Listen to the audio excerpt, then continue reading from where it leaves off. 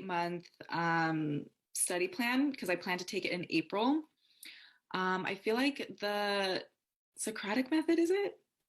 Yeah, Socratic review method. Yeah, I feel like that's been working really well for me. It helps a lot to be able to articulate exactly why I'm picking the question and exactly why I got it wrong in my own words. And I feel more confident in logical reasoning when it comes to that.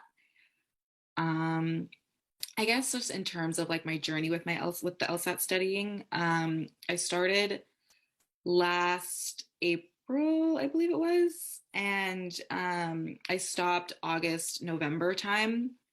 I took a course in June and July, it lasted, and then took the August LSAT. It ended like basically a week before.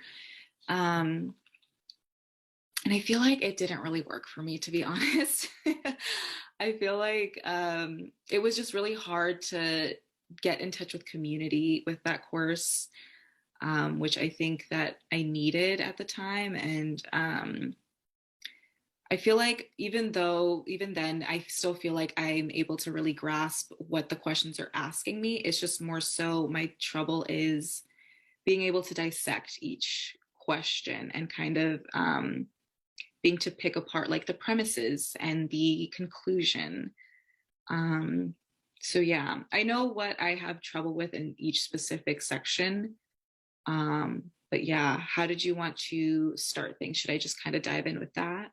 Yeah, sure. Well, it's good to hear your experience thus far. It Mhm. sounds like you weren't getting community in your previous course, but you are getting it in my course now. Is that right?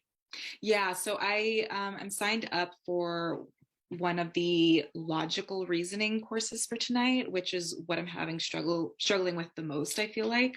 So hopefully that'll help. I plan to do these courses like at least once a week when I have time, because I'm also working full time. So Good, good, good. Is that going to be your first time attending a class? what was that? Yeah, Is it'll be that okay? my. Great. Well, I'm really excited for you to get into it because community is definitely one of the strengths with LSAT Unplugged. We have the live classes almost every night. We have the study groups almost every night as well. And a lot of people find study buddies, study partners in there to just connect with and collaborate. You could set up your own separate study groups as well. A lot of folks have done that. And because it's hard to go through it alone. And to have that back and forth, that dialogue, to be able to bounce ideas off each other and get to a point where it finally clicks is really something special that I've looked to really emphasize. So Yeah. I'm excited for you to get into that if logical reasoning and understanding questions better is an area that you've been struggling with. Yeah, definitely. I feel like before, I think it was more so just like not being able to have like a clear head, and I feel a lot more clear headed now. But I think it's like I know exactly what the question is asking me when I come across it. It's just, I guess, yeah, like being able to really identify the premises and the conclusions seem like such a big part of a lot of these questions, kind of like in role questions. It's really, those are, seem to be really difficult for me, as well as flaw questions, because I get so tripped up on all the different kinds of flaws when, yeah, like I get tripped up on the names and feeling like I need to remember the names when maybe I don't, and maybe I just need to know what's wrong with it, you know? Um, yeah, and I also, one thing that I do have difficulty identifying is sufficient assumption questions. Um, and yeah, I think also parallel questions are super hard for me. Good. Well, it sounds like you've identified some key specific logical reasoning question types to focus on. Mhm. And the good news is I have a ton of workshops Mhm. in each of those areas inside the logical reasoning vault in the Mhm. course. I could send you links to a couple of those Mhm. later today so you could dive in. I go into a ton of detail. I have a half dozen workshops just on flaw questions. I have a couple just on role of statement and the other areas you mentioned too. So I'd encourage you watch those, get up to speed on those, Mhm. and then come to logical reasoning every Thursday, the live class, and ask your questions there for elaboration. But I've gone as deep as I ever have in those workshops. Okay. Okay. I don't think I've gotten to those just yet, but I'll definitely look into that. Yeah, and like I said, I'm really looking forward to these classes. I think that they will be like definitely a game changer for me because yeah, studying alone is so hard and I've been doing it forever at this point. And yeah, I think I'm ready for some community, ready to like bounce ideas off of people and stuff. Um, yeah, I feel like something that I've been really good at, thankfully, is logic games. Like I've been able, like when I stopped studying in November, I was able to score really high in all of those sections most of the time. So that's something that I've been doing really well in, and I don't feel like I need too much tweaking on. But something that scares me is definitely reading comp. Like I get there and it's just like, oof, like I just don't know. I think that dissecting the arguments is just so hard. And reading comp is all about dissecting the whole thing. And it's all about the flow of the thing. And that's really difficult for me. So if you have any pointers on that, that would be really helpful. Absolutely. Yeah. I mean, one thing I'll refer you to for later is the reading comp deep dive Mm-hmm. classes in the course, where what I do, and I recommend this for you as well, I take an entire passage and I rewrite the entire thing in simpler language, Mm-hmm. paraphrasing it paragraph by paragraph, sentence by sentence, word by word, translating every single element. Mm-hmm. You obviously are not going to do that on test day with the time constraint, but untimed for your review, it is incredibly valuable to make sure you understand everything they're saying, because it's too easy to just try and skim it and gloss over certain parts and give yourself this belief that it's beyond you when it's not. It's just the time constraint that makes it so difficult. Mm-hmm. But breaking it down, you can understand better the role that each statement plays in the passage as a whole, and you'll learn where to focus and where not to focus. Okay. Okay, yeah, that's a good point. I feel like that could help. Um, yeah, something else I wanted to ask. I haven't done another untimed test just yet. I wanted to kind of reset my foundation and just kind of like relearn everything. And I was wondering if you had any suggestions on when to start that back up. I would say spend at least a couple of weeks on the logical reasoning areas and the reading comp as we've discussed. Mm-hmm. Once you've done that, maybe at the end of February, then you've got a solid 2 months at that point to work on ramping up the timed elements. I would start at the end of February, beginning of March. I would start by doing individual timed sections, Mm-hmm. Okay. then do 2 timed sections back to back, Mm-hmm. then 2 timed sections, 10-minute break, 1 more timed section, Okay. and then 2 break 2. So building it up gradually, because oftentimes the first time test you take doesn't go so hot and you get really discouraged. But it's a process to build up that level of endurance and to also figure out your pacing. So I do recommend a more gradual approach. And you've got a solid 2 months from the end of February to build up to that. That's actually such a good point. I think that it's so difficult to just kind of jump in and just sit in front of the computer and get through all of this. And like, how long is it? Like almost like 2 hours, 2.5 hours at Yeah, this two and point? a half hours. Yeah. Yeah, I think that's a great idea to just kind of ease into it. So that's really helpful. Um, so how long would you suggest that I do that then until I'm doing like back to back timed? Does that make sense? Like just Yeah, sure, sure. So the ramp up process, mm-hmm. it could take place over the course of 2 to 3 weeks. Mm-hmm. Okay. How many tests would you suggest doing in that amount of time, 2 to 3 weeks? I typically suggest something around 2 timed exams a week. Okay. So that puts you around 5 exams or so. Gotcha. And if some of those are shorter as you're building up, then maybe you could do more sittings over that. You could do 3 to 4 sittings if they're not full exams over the course of a week. And then once you're building up to full length 4 sections plus a break, I would typically only do 2 of those a week because you want to have enough time to review them afterwards as well. And you don't want to burn out. Yeah, that's true. Okay. Okay, that's helpful. I have a list of things that I wanted to talk about here. So let me just look through this real quick. Um, Okay. So something that with reading comp, I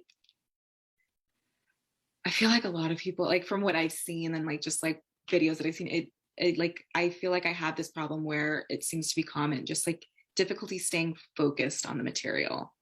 Do you have any suggestions on how to stay focused and stay interested, basically? Yeah. You got to fake it till you make it. These are not meant to be exciting, Yeah. but if you can find something interesting about them or just pretend that you're interested, like you had to act interested, like if you were being interviewed for a job, whatever the interviewer says, you just have to smile and nod and act like they're the most fascinating person in the world. And over time, maybe you can come to believe it. It's true. I mean, I know it sounds ridiculous, but these can be these random little factoids like the bottom of a Snapple cap. You know, it's like the fun fact. Reading comp passages are big lists of fun facts. You could also try caricaturing or exaggerating the different viewpoints in a passage. Okay. Or you can analogize them to things you're familiar with, like liberal versus conservative or objective versus subjective. A lot of times they fall along those lines, or you can paint them into that corner. If you oversimplify, it can be easier to get through. Okay, that sounds good. I had another question that just popped up in my head that escaped me. It's fine, I'll come back to it.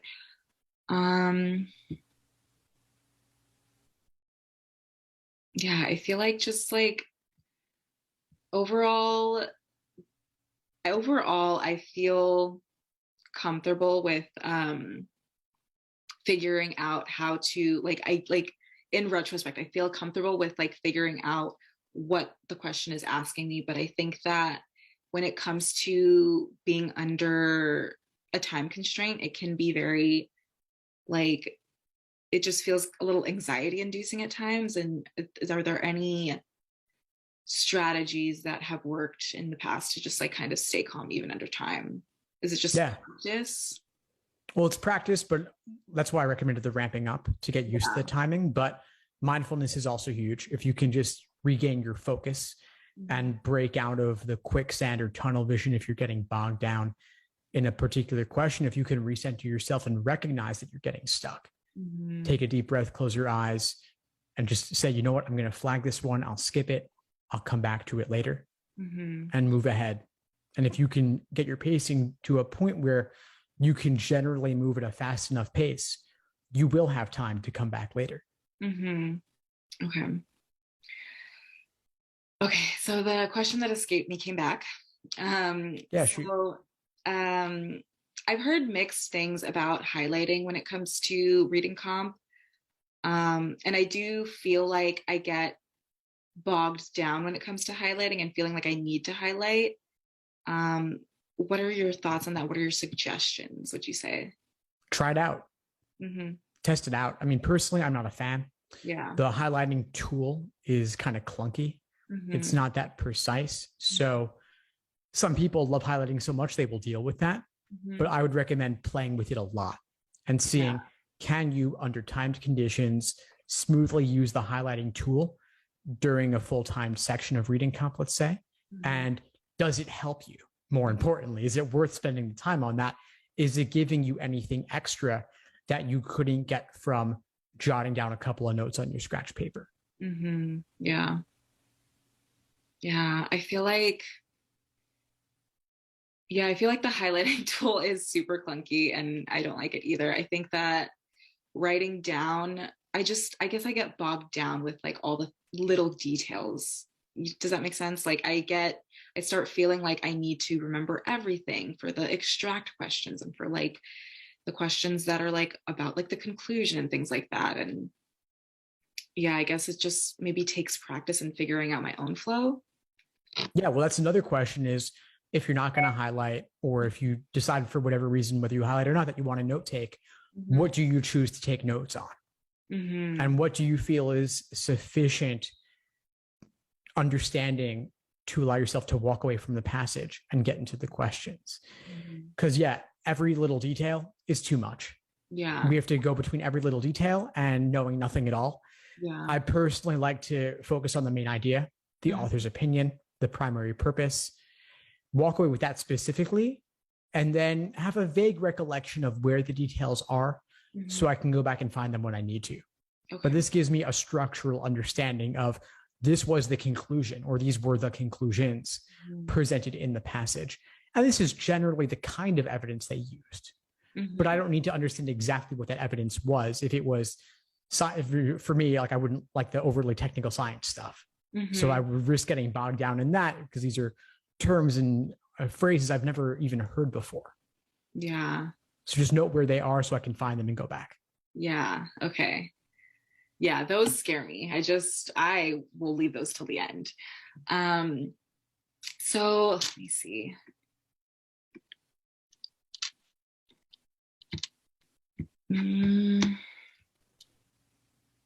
So something that in my course that I had taken over last summer, that they had suggested doing was to basically just focus on the questions, like the first 10 questions first, and then only focus on the questions that you know you're good at and that are your strengths.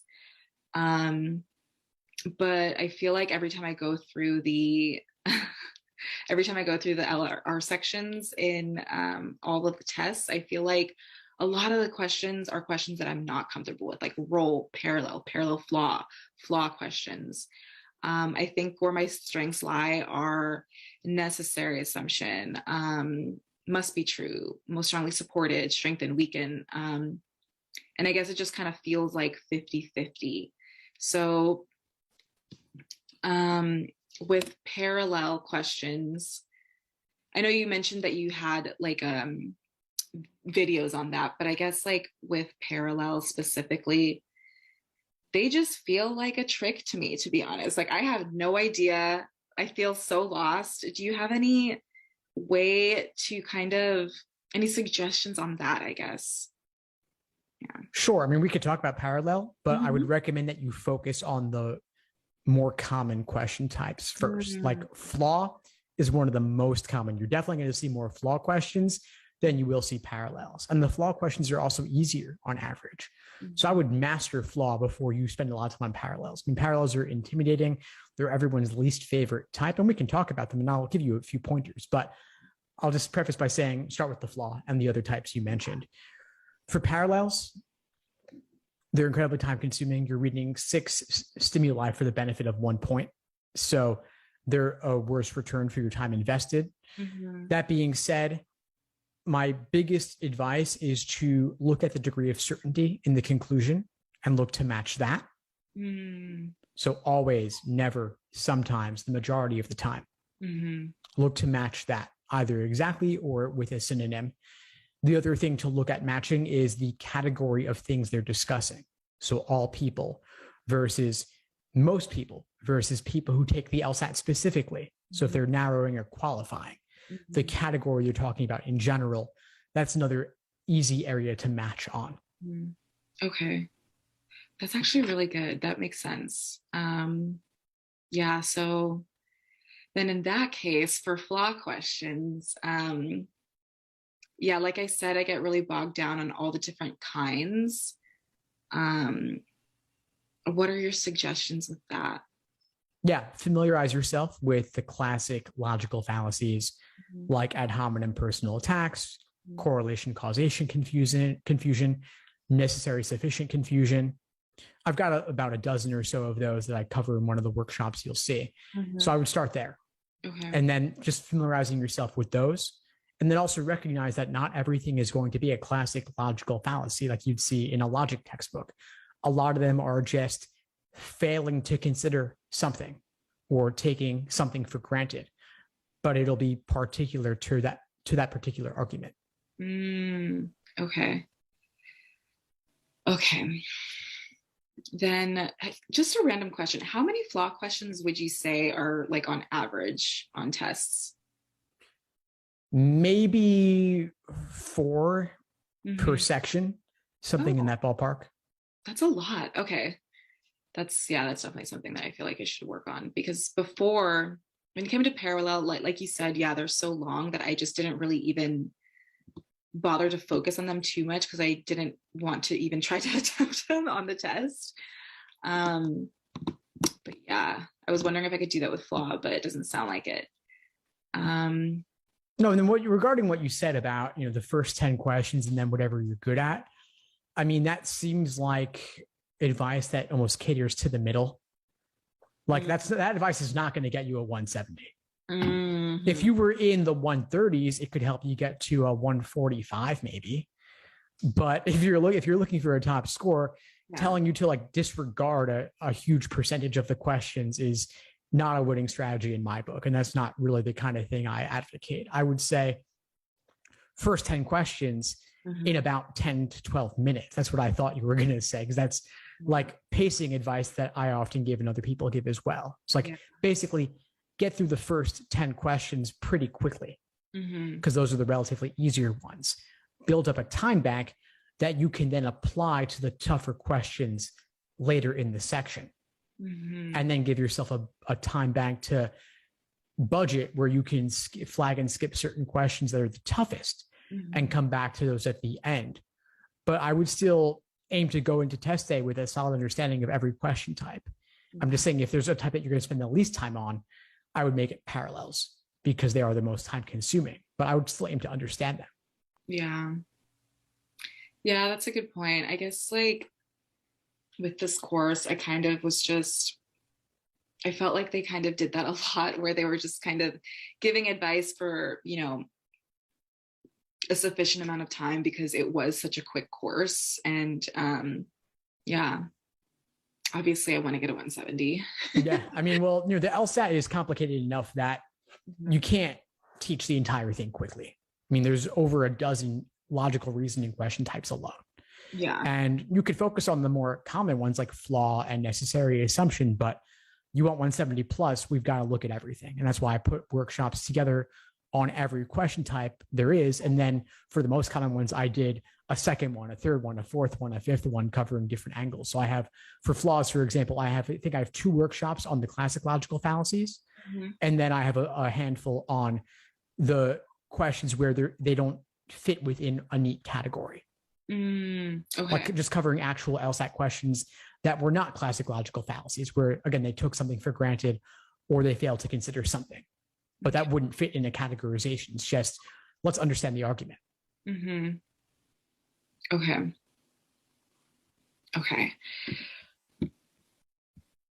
Yeah, I feel like, to be honest, I feel like that's like all of the questions that I really had, but I really want to utilize this hour.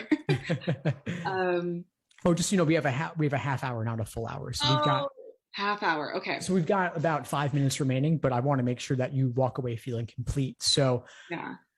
I mean, if you have a question, ask away. I'll give you a moment to think of questions, but also know that you can always shoot me an email with follow-ups. Okay. As for next steps, I mean, I'm going to recommend you take the next 2 weeks to work on those logical reasoning question types you mentioned, as well as reading comp. For logical reasoning, I'll send you a handful of workshops. I'll send you a reading comp deep dive video as well. And then you can go into the vault for plenty more on all of those. Then after that 2-week mark, then at the end of the month, you start doing the timed work, individual sections to work on pacing, then build up to full-length timed exams. Okay. And go to the classes regularly. Logical reasoning every Thursday night for sure, if you can make it. I recommend that.